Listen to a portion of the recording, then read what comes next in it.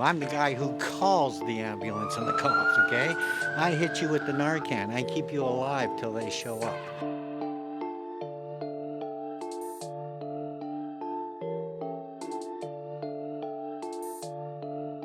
Well, I'm 60 years old, and the only thing I can do now to make money is sell drugs. Everybody knows it's Hastings. Cyprus. Today we're on the street of Chinatown. We're gonna go around, interview homeless people, try to connect with them, see what they gotta say, and yeah, let's go.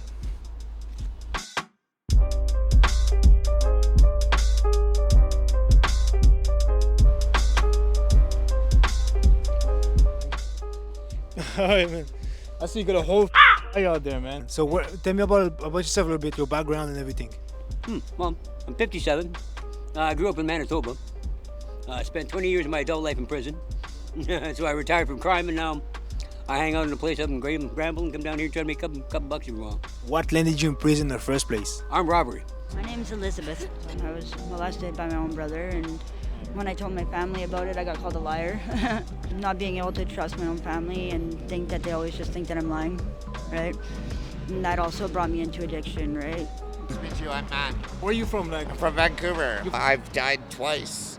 Damn. Yeah. Tell me about it. What the heck? Overdosed, right? Overdose. And I saw the block, and I just didn't want to see that until I'm ready, I started doing cocaine when I was young, and then somebody told me to do meth because it was like cocaine. Just partying. You were partying, you did cocaine. Yeah, and then they were like, you do some meth, it's the same as coke. So I started doing that, and then I got a girlfriend who did down, and then I started doing down and been doing it for like So 4 you started doing drugs, just partying and having fun, and then you started being addicted to that. Yeah. What's your name? Call it. So you came here to find a new life. Yeah, pretty much. Okay, so how do you like it so far? Sucks. Yeah, what's your name, bro? Duncan. People who die on the curb, is it like something, a recurring thing here? We just saw it 2 nights ago. There's people out there who die of cold, right? Guaranteed that's what it was. If you had a message for the government right now, like for people out there, like what is it? Use some of the money and just buy blankets. How do you feel about the community around here? Like, is there a lot of help with each other, or how is it? Everybody seems pretty cool. I like it. I grew up kind of like, dad was an alcoholic, mom was a drug addict. Parents were barely around. In and out of jail my whole life. And Yeah, so you had to hustle on your own, man. Do your own thing.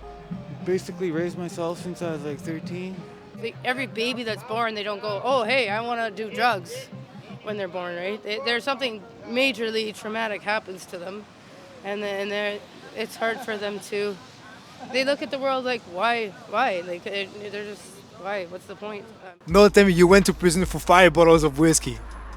No, less than that. It was like $80 in them. I know, wicked stupid. So while I was in there, I did federal too for I got 16 years sentence. I did 12 out of them. Wow, so if you ever broke down the math on that, so what you got $80 and you spent 12 years in prison on a daily. I don't want to do the math on it. Yeah. As you can see, there's a lot of addiction going on out there, and I feel like it's one of the reasons most people are out there in the streets, and they have a very similar background. What's that, crack? No, pretty much bad family situations, that brought them here from all over Canada. So, let's go out there and talk to some more people. I'm Matthew. I'm from Victoria. I spent most of my life in and out of prison and stuff. And I found a new way of life. I was working and stuff, and everything was great. And then COVID hit. I lost my job, and then being around the house and stuff, my depression over it and stuff. Me and my girl, we started feuding a bit and stuff, and then I started using again. And to live in this environment,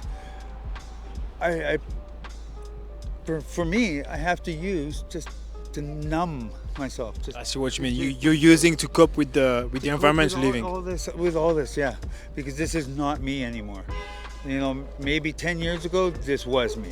Don't you think it's a vicious cycle because you're using to get out of here, but using is also make you stay in here, right? I'm not using to get out of here. I'm just using to numb, so I can cope and do the things I need to do to get out of here. Everybody's now resulted to stealing. Because it's the easiest, squidded out thing to do. Okay, so what's the night looking like for you guys? This, probably go steal from a store or something to get more dough. You gonna steal to get more dough? Yeah. How do you eat? How do you live?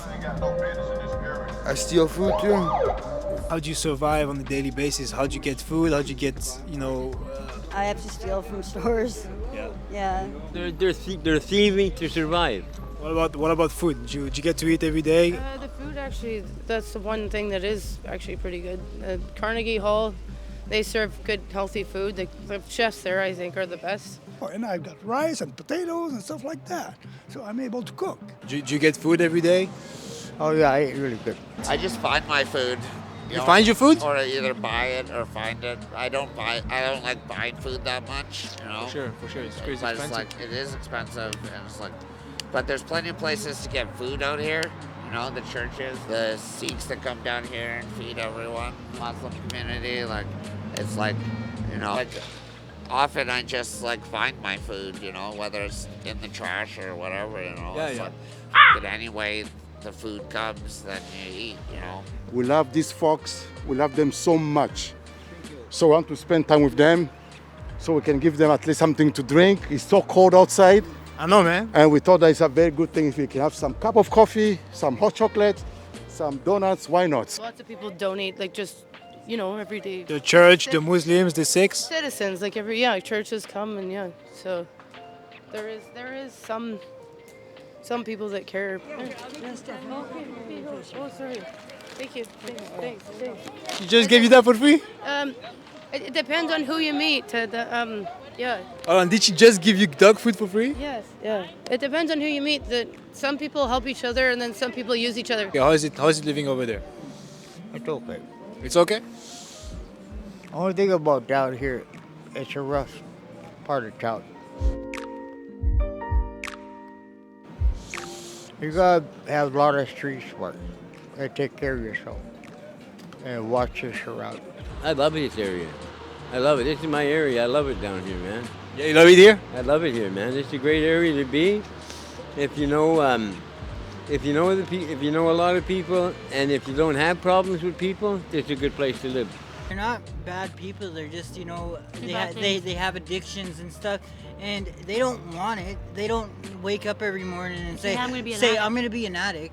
No, it's not like that. Yeah, we were told that heroin gets you sick, but we didn't think as bad as it You didn't think you would end up here with that drugs? We'd end up here having to do it, or else we feel like dying. It sucks. Hey, what's up? Really want to know what's going on? Go ahead, tell me. I really want to know what's going on. Just sit right here with me and watch. That's the best way to learn.